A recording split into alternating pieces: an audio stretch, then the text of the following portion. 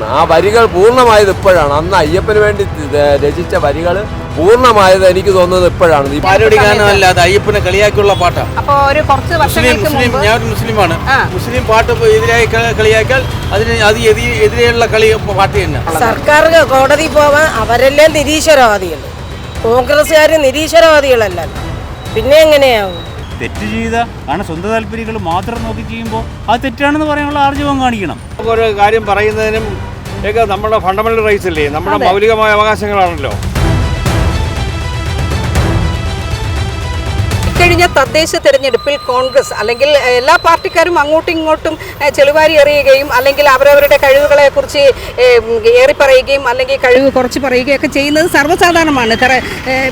കാരണം പണ്ടുകാലം മുതൽക്കേ ഒരു തെരഞ്ഞെടുപ്പ് എടുക്കുമ്പോഴാണ് പ്രതിപക്ഷത്തിൻ്റെയും ഭരണപക്ഷത്തിൻ്റെയൊക്കെ കുറവുകളും അല്ലെങ്കിൽ നന്മകളും ഒക്കെ നമ്മൾ കേൾക്കുന്നത്. കാരണം തിരിച്ച് അങ്ങോട്ടും ഇങ്ങോട്ടും വിളിച്ച് പറയുന്നതിലൂടെയാണ് സാധാരണക്കാർ കേൾക്കുന്നത്. അപ്പോൾ ഇപ്പോൾ ഇക്കഴിഞ്ഞ തദ്ദേശ തെരഞ്ഞെടുപ്പിൽ ഇറങ്ങിയ ഒരു പാരഡി ഗാനം അത് ശബരിമല അയ്യപ്പനെ കളിയാക്കിക്കൊണ്ടുള്ളതാണെന്നും ആ പാട്ട് പാടിയത് കൊണ്ടാണ് ഇടതുപക്ഷത്തിന് പരാജയമുണ്ടെന്നുമൊക്കെയുള്ള കാരണങ്ങൾ കാണിച്ചുകൊണ്ട് ഇടതുപക്ഷം അതിനെ ആ പാടിയ സംഗീതം രചിച്ച ഗാനരചയിതാവിനും പാടിയ ഗായകനുമെതിരെയും ഒക്കെ ആയിട്ട് ഇപ്പോൾ ഒരു കേസൊക്കെ ഫയൽ ചെയ്ത് കോടതിയിൽ പോകാൻ നിൽക്കുകയാണ്.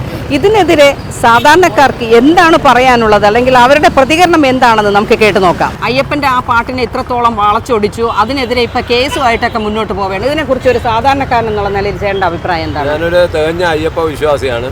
ഞാൻ അയ്യപ്പ സന്നിധിയിൽ ഡിസംബർ മാസം 31-ാം തീയതി എല്ലാ വർഷവും പോകുന്ന ഒരാളാണ്. അയ്യപ്പനിൽ തികഞ്ഞ വിശ്വാസമുള്ള ഒരാളാണ്.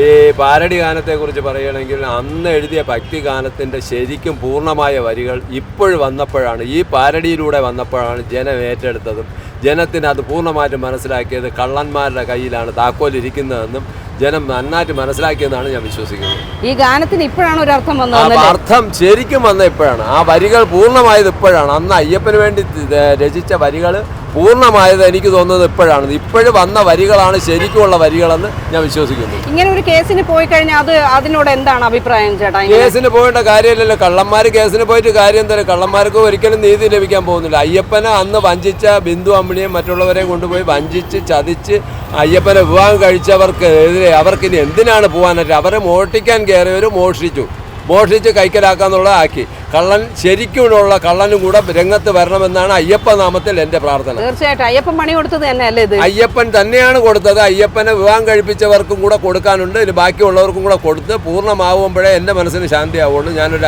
തികഞ്ഞ അയ്യപ്പ വിശ്വാസിയും കൂടെ. അപ്പൊ അയ്യപ്പൻ പണി കൊടുത്തത് തന്നെയാണ് പൂർണ്ണ വിശ്വാസം? പൂർണ്ണമായിട്ടും അയ്യപ്പൻ തന്നെയാണ് കൊടുത്തത്. അയ്യപ്പ ഒരു ഗാനം ഇതൊരു അതായത് ഇലക്ഷൻ സമയത്തുണ്ടാകുന്ന ഒരു പാട്ടായിട്ട് അങ്ങ് കണ്ടുപോയാൽ മതിയായിരുന്നല്ലോ. ഇപ്പോഴാണോ ഇടത് സർക്കാർ ശരിക്കും ഇവർ ചെയ്യുന്നതെന്ന് പറഞ്ഞാൽ എന്തെങ്കിലും ഒരു കാര്യം വരുമ്പോൾ അതിനെ എതിർക്കുക, അത് വൈറലാക്കുക, അവർ തന്നെ നാറുക. അതാണ് ഇതുവരെ നടന്നത്. വന്ദേ ഭാരതിൽ നടന്ന ഗാനവും അതുപോലെയായിരുന്നു. അതുപോലെ ഇവര് ഇതിനെ കൊണ്ടുവന്ന് കുളമാക്കാൻ പോവുകയാണ്. ഇവര് കുഴിക്കുന്ന കുഴിയിൽ ഇവര് തന്നെ വിടും. അതെ, അവനവൻ തന്നെ ഇനി ജനങ്ങൾക്ക് അത് വേണം. അത് കൂടിയേ തീരുവുള്ളൂ. അതിനെക്കുറിച്ച് എന്താണ്? അയ്യപ്പന് എതിരായുള്ള കളിയാക്കിയുള്ള പാട്ട് തന്നെ, പാട്ട് തന്നെയാണ് ശരിക്കും പാട്ട് തന്നെ. അല്ല, അതിനെ ഇടതുപക്ഷം കേസുമായിട്ട് പോകണമെന്ന് പറയണം. അതിനെതിരെ എന്താണ് ചേട്ടന് പറയാനുള്ളത്? ഇടതുപക്ഷം കേസുമായി പോയാൽ അത് അത് കേസ് അവർ തോക്കും. കോൺഗ്രസ് ഇപ്പോൾ കോൺഗ്രസിലെ പാട്ട് അത് നടത്തിയിരിക്കുന്നതാണ്. അപ്പോൾ അത് കോൺഗ്രസ് ഇടതുപക്ഷം പോയാൽ ഇടതുപക്ഷം ജയിക്കും. അതെങ്ങനെയാട്ടോ? ഇതൊരു പാരഡി ഗാനമല്ലേ? പാരഡി ഗാനമല്ല, അത് അയ്യപ്പനെ കളിയാക്കിയുള്ള പാട്ടാണ്. അപ്പോൾ ഒരു കുറച്ച് വർഷങ്ങൾക്ക് മുമ്പ് ഞാൻ ഒരു മുസ്ലിമാണ്. മുസ്ലിം പാട്ട് എതിരായി കളിയാക്കിയാൽ അതിന് എതിരെയുള്ള പാട്ട് തന്നെ. ശരി. അപ്പോൾ ഇത് കുറച്ച് വർഷങ്ങൾക്ക് മുമ്പ് നമ്മുടെ ശബരിമലയിൽ ഉണ്ടായ വിഷയങ്ങൾ അറിയാമല്ലോ. അതിനെ കുറിച്ച് എന്താണ്? ശബരിമലയിൽ അയ്യപ്പനെ കളിയാക്കുന്നതായിട്ട് തോന്നിയില്ലായിരുന്നോ? അത് അയ്യപ്പനെ കളിയാക്കിയ അതല്ല. അല്ല, ഇത് പാരഡി ഗാനം. സ്ത്രീകളെ ശബരിമലയിൽ കയറാൻ പാടില്ല എന്നുള്ളത് സ്ത്രീകളെ കയറ്റാൻ ശ്രമിച്ചില്ലേ സർക്കാർ? അതിനെ കുറിച്ചോ? ശബരിമല അത് സ്ത്രീകളെ കയറാൻ പാടില്ല, ശരിക്കും പാടില്ല. അപ്പൊ അന്നല്ലേ ശരിക്കും അയ്യപ്പനെ കളിയാക്കിയതെന്ന് പറയാൻ പറ്റുള്ളൂ. അത് അയ്യപ്പനെ കളിയാക്കിയല്ല, ശരിക്കും അത് സ്ത്രീകൾ കയറാൻ പാടില്ല. ശരിക്കും ആരെ കുറിച്ച് വേണമെങ്കിലും കളിയാക്കാം, അതൊരു വിഷയമല്ല. കേസ് ഇപ്പോൾ ആർക്ക് വേണമെങ്കിലും കേസ് കൊടുക്കാം. പോലീസ് സ്റ്റേഷനിൽ കോടതിയൊക്കെ വെച്ചിരിക്കുന്ന പോലീസ് കേസിലാണ്. അതുകൊണ്ട് അതിനൊന്നും കാര്യമില്ല. ഇല്ല അല്ലേ? എങ്കിൽ പിന്നെ അയ്യപ്പനെ കളിയാക്കിയത് ഇടത് സർക്കാരല്ലേ? വർഷങ്ങൾക്ക് മുമ്പ് സ്ത്രീകളെ കയറ്റിയും അങ്ങനെയൊക്കെ ഒരു പ്രശ്നം ഉണ്ടാക്കിയപ്പോൾ അതല്ലേ വിഷയം? അല്ല, അയ്യപ്പൻ എന്ന് പറയുന്നത് ഒരു അവതാര പുരുഷനാണ്. അതെ. ഇതെല്ലാം ഒരു ഇത് പറയാ, എൻ്റെ അഭിപ്രായത്തിൽ ഹിന്ദു റിലീജിയസ് ഫാബുലസ് കെട്ടുകൃതികളാണ്. ഇതെല്ലാം കാര്യമില്ല. അയ്യപ്പ എങ്ങനെ ഉണ്ടായത്? അപ്പോൾ ഇതിനോട് ചേട്ടന് പറയാൻ എന്താണുള്ളത്? എനിക്കതിൽ പ്രത്യേകിച്ച് ഒരു അഭിപ്രായമില്ല. ഇല്ല. കേസിൽ പോകാം, കേസിൽ പോകാതിരിക്കാം, ഇത് അവർ ഓരോരുത്തരുടെ. കോൺഗ്രസ്സുകാരെങ്ങനെ അയ്യപ്പനെ കളിയാക്കില്ല, ഇടതേ കളിയാക്കും, കോൺഗ്രസ് കളിയാക്കില്ല. അപ്പോൾ അതൊരു പാട്ട് പാരഡി ഗാനം ഇലക്ഷൻ സമയത്തുണ്ടായിരുന്നു. പക്ഷെ അതിനെതിരെ ഇപ്പൊ സർക്കാർ കോടതി പോവുകയാണ്, അയ്യപ്പനെ കളിയാക്കിക്കൊണ്ടുള്ള ഒരു പാട്ടാണെന്നും പറഞ്ഞുകൊണ്ട്. അപ്പൊ അതിനെതിരെ എന്താണ് പറയാനുള്ളത്? സർക്കാർ കോടതി പോവാൻ അവരല്ലേ നിരീശ്വരവാദികൾ, കോൺഗ്രസ്സുകാർ നിരീശ്വരവാദികളല്ലല്ലോ, പിന്നെ എങ്ങനെയാവും? അയ്യപ്പ വിശ്വാസികളാണ് അവരെല്ലാം.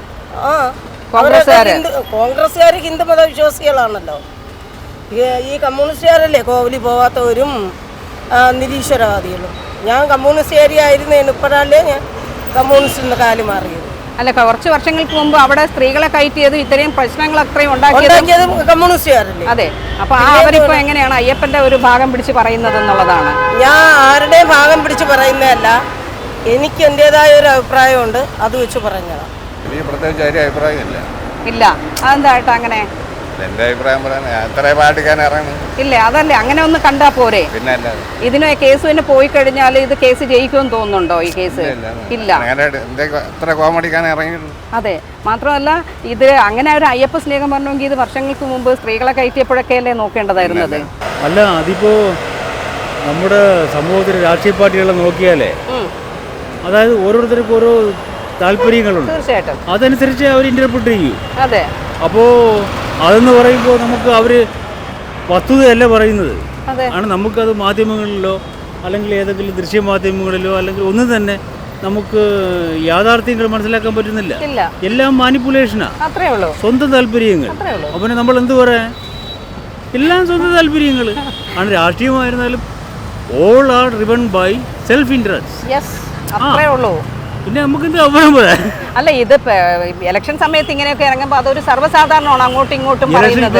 ഇപ്പോഴല്ലോ, ഇതിപ്പം ഇവിടെ നമ്മളെ ഇവിടെ ജനാധിപത്യം ഉണ്ടായ സമയത്ത് തൊട്ട് നമ്മൾ കാണുന്നതല്ലേ. അതെ. അപ്പൊ ഇങ്ങനെ അങ്ങോട്ടും ഇങ്ങോട്ടും പറയുന്നതും സാധാരണമാണ്. ഇത് ഇലക്ഷൻ സമയത്താന്നല്ല, എപ്പോഴും ആർക്കും തോന്നിയത് എന്തും പറയും, ഒരു മൊറാലിറ്റിയും ആർക്കും ഇല്ല.